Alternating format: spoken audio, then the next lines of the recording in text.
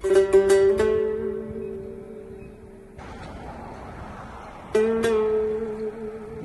alaykum hurmatli obunachilar. Men bugun sizlarga Said Amirqulov haqida ma'lumot berib o'tmoqchiman.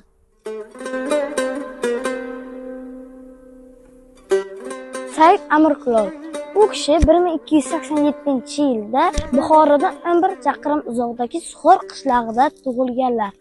U kishi o'sha yerda tug'ilib, o'sha yerda o'sganlar. U kishi o'sha yerda vafot etganlar. U kishining vafot etgan sanalari 1370-yil 29-noyabrda vafot etganlar. Bu dunyoda shunday zotlar borki, ularning sukunati minglab so'zlardan balandroq jaranglaydi. Shunday pirlar borki, ularning nomi aytilganda qalb jim tortadi.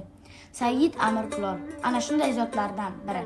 U kishi kulol edi, loy bilan ishlardi, ammo aslida u inson qalbini yasardi. Kulol loyni sindirmay egadi, shoshilmay aylantiradi, sabr bilan shakl beradi.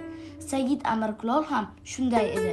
U odamni sindirmasdi, qattiq gapirmasdi, faqat sabr bilan tarbiyalardi. U zotning huzuriga kelganlar bilim emas, halovat izlab kelishardi. Chunki u yerda so'zdan ko'ra hol kuchli edi. Ko'p gapirilmasdi, lekin ko'p narsa o'zgarardi. Buyuk Bahodir Naqshband hazratlari: "Bizning yo'limiz Amirqulov ostonasidan boshlandi" deganlari bejiz emas. Said Amirqulov insonni avval o'ziga qarashga o'rgatdi. Nafsni tanish, kibrni sindirish, qalbni poklashni o'rgatdi. U kishining huzurida boy ham kambag'al bo'lib qolardi. Mansab ham sukutga cho'mardi. Faqat ixlos qolardi. Bugun u zotning maqbarasi nafaqat bir ziyoratgoh, balki qalbni tozalash makoni. U yerga odam muammo bilan boradi, lekin yengillik bilan qaytadi. Savol bilan boradi, javobsiz qaytmaydi. Javob ichida paydo bo'ladi. Agar siz bu joyga kelsangiz, ko'p so'rash shart emas. Jim turing, qalbingizni tinglang.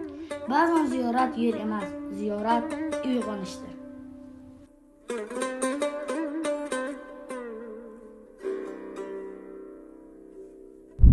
U kishining Said Amir Burxon, Said Amir Umar, Said Amir Shoh, Said Amir Hamza nomli farzandlari bo'lgan hamda u kishining 114 ta avliyo bo'lgan xalifalari ham bo'lgan. 1000 marta eshitgandan ko'ra 1 marta kelib ko'rgan yaxshi. Men bu yerning lokatsiyasini o'z Telegram gruppamga tashlab qo'ydim. Siz ham keling, meni kuzatib boring. Xayr.